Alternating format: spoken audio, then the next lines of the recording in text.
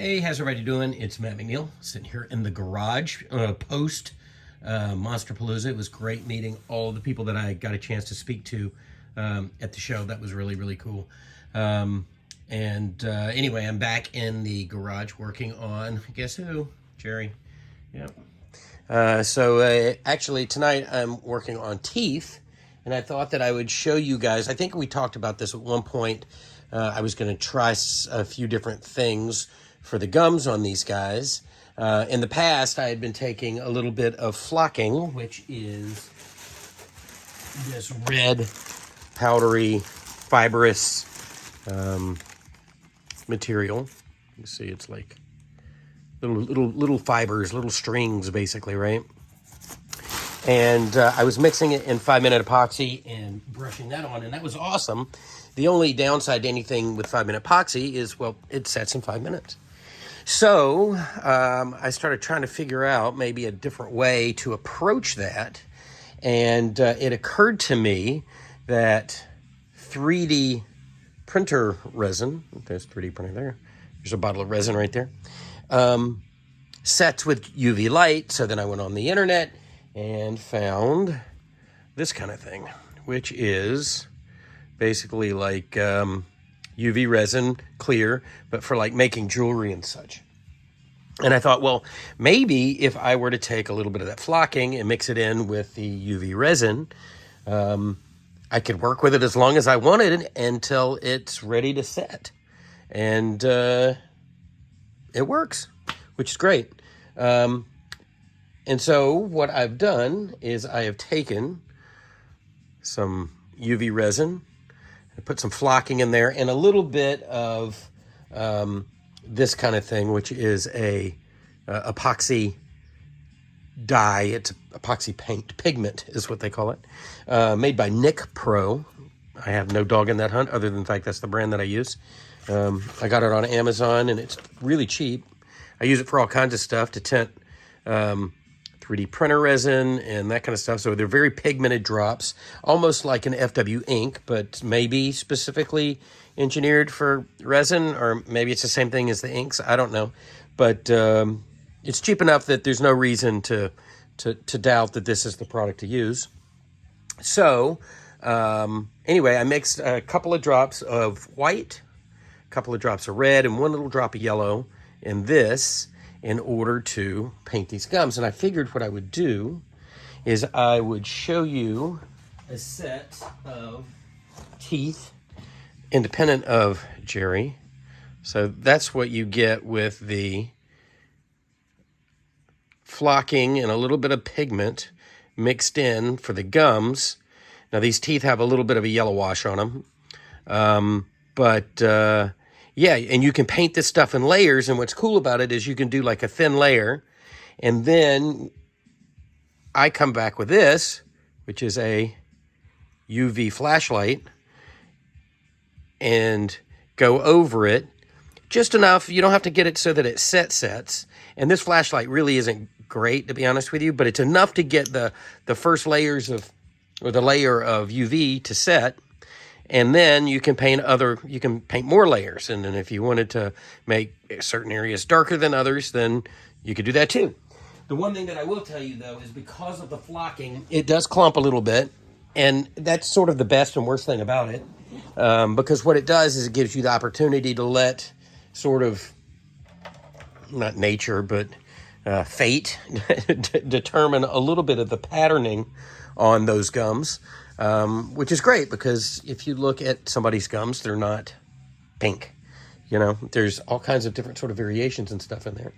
So I figured what I would do is I would take a set of teeth. These are lower teeth right here, already washed with yellow, so that I could get a little extra detail, a little pop between those teeth so they stand out.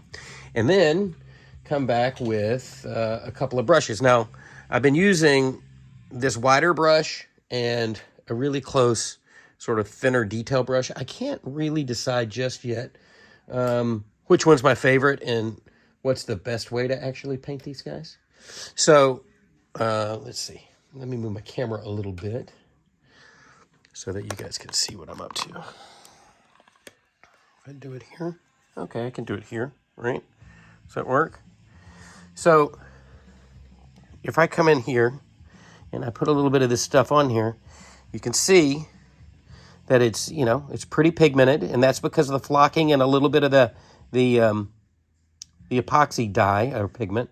There's not a lot of pigment in this, though. This is mostly as a result of that flocking.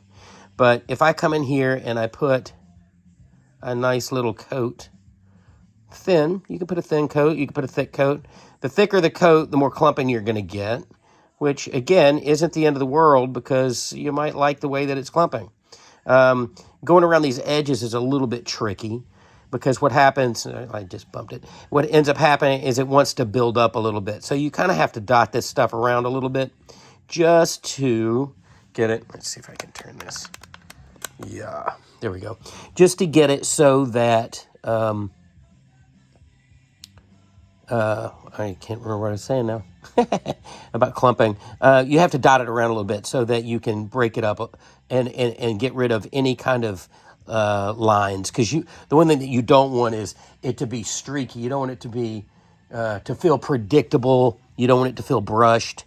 You want to have that sort of randomness of nature working in your benefit. And so what I like to do is come in here and just get a thin coat of this stuff on here. I probably should be wearing gloves. I get it. I know. Don't call anybody on me. It's probably not great if I get this on my skin, but yeah. And I probably should maybe also be wearing a respirator. So if you've got one, wear gloves and a respirator. I'm just doing this for demonstration purposes only. So anyway, you can see I'm starting to get a thin coat on there. And then I'll come in here. And now I know on these Jerry's, where my thumb is there, that's where the tongue goes. There's kind of no reason to overpaint that area because what I'm going to end up doing anyway is gluing one of these latex rubber tongues down there. And what I don't want is to, give another surface in between the tongue and the teeth because that's just one more area where it could pull up and it wouldn't stick, right? So if it's just directly glued to the resin teeth, I think that's probably a little better plan than putting a buffer of some other material in there that may or may not bite into the super glue and the tongue itself. So, yeah. So I'm just going to come in here and just kind of get close, right? I don't want to go crazy because I'm going to follow this up with that little bitty brush. Get rid of some of these lines here. Because what we're going to do is we're going to bake this first layer in. And it doesn't have to be perfect. Does not have to be even. Actually, not even is great. See how it's got a little couple extra sort of darker areas in here, kind of like that. But again, see this like line? You'll never see this, but I'm still going to knock it down a little bit. See how you can just sort of move this stuff around? And what it's the flocking that is kind of piling up in little areas. But so I'll come here now with this little UV flashlight, basically a Halloween black light, and you can't see it from here, but over to my left, I have a really big Halloween UV bar that I have a bunch of sets of teeth curing in front of at the moment, and that's how I'm doing my final cook on them. And it's good also for the UV resin for the 3D printer because it's exactly how that stuff sets as well. This is all kind of the same material, same idea. You use a UV light to bake that layer. So now what I'm going to do is I'm going to come in here with a much smaller brush, and it's going to be hard because I got the camera in between me but I'm going to come in here and give it a little like detailing here. See that? Just around the tooth, make it pop out. Now I can come back in a minute even that out or blend it in a little bit if it's not quite what I want, but that looks pretty good. I might clean up that little gum line area there just a little bit because I got some on the tooth.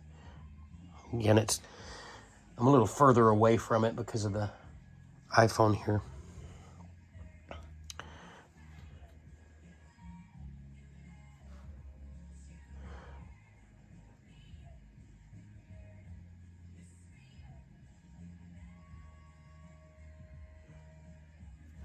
You can see that sort of brings out a little bit of gross detail there. Gives you a little contrast between that gum tissue and the tooth itself.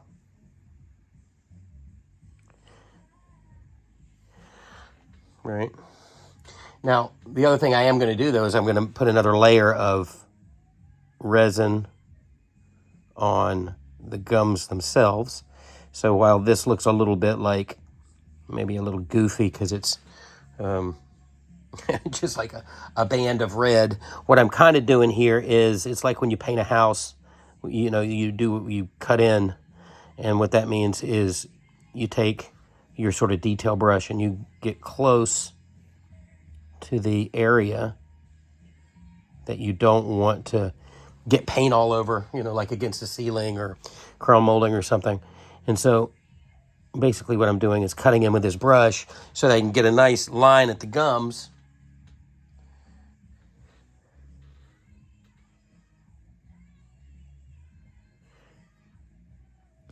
Come around the backside too.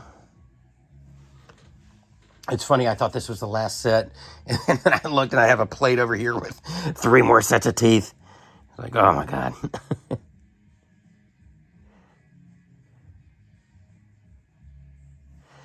And again, right now, I'm just kind of outlining. Can you see that? No, you guys can't see it, sorry.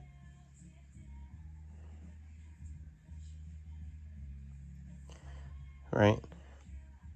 I'm just trying to give it a little bit of contrast between this gum line and the tooth.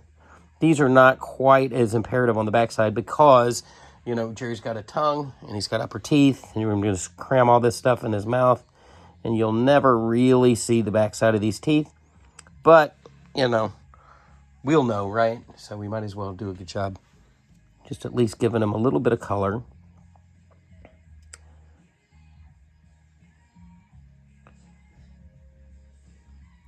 I'm sitting here thinking, because my face is so close to the phone, is like, I watched a video today, a guy showing off a car, and he was walking around with his phone, and he sounded like Darth Vader. It's like, dude, quit smoking, lose a few pounds. No, I don't smoke. I'm not talking about me. I'm talking about the guy in the car. All right. So anyway, there we go. And again, I'm going to come in here and put another layer of gum color. But this sort of isolates the that delineation between the gum line and here. Crap. Let's see if I can turn this down a little bit more. So, as you can see, where I sort of baked that layer, this now isn't moving that first layer around. We're just building up, which is great because what happens is this flocking is suspended in the resin, right? And it just gives you, it's a depth that you won't really know why you like it, but you'll look at it and know that that's not just painted, right? There's a depth, I guess that's the word I'm looking for. It's like there's layers to it, and there are. And, you know, painting plastic is tough anyway. And so, particularly if it's opaque plastic, to get a nice look to it that isn't just, hey, look, they painted it pink, and then they shaded it with a little extra dark red. This is like a little more organic, I think. It gives you just a nicer, realer feeling. As you can see, we're layering that up. Now, I know that on the video that I talked about this a little bit before, I ran a couple of little tests. I was just kind of messing around.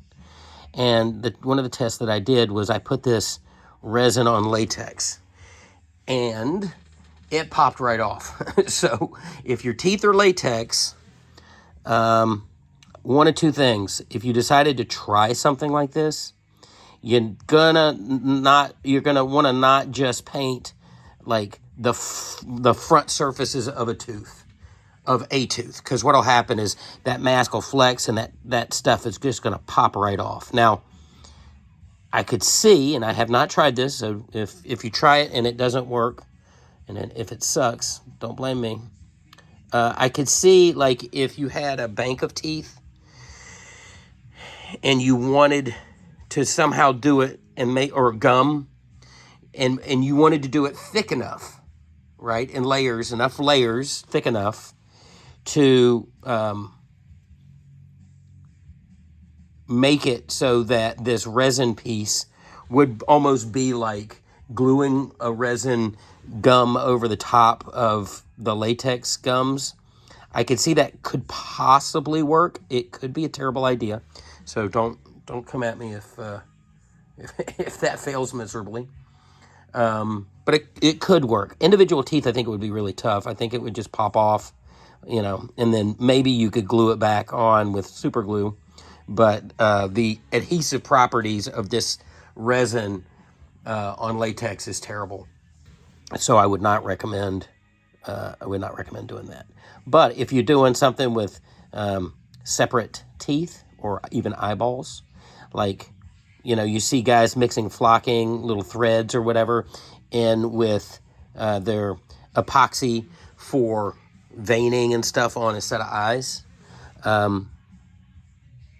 The beauty of this stuff is that I could set this on the desk and come back tomorrow, and it would be just as wet today or tomorrow as it is today. So that's pretty doggone cool. I can continue to kind of work this stuff, move it around, and it will stay fluid until I stick it under a black light. Now, I'm going to tell you the overhead light I'm using here is really making these, and maybe the camera too, really making these gums like appear way too sort of more red in camera than they are in person. But even then, I could come back and knock these down a little bit with an airbrush if I wanted to. And you would still be able to see, as long as you kept your paint transparent enough, you would still be able to see the variations that we have going on in the gum material. Hopefully you can see that. So I'm going to bring this light over here. But you see those little threads in there, which is really cool.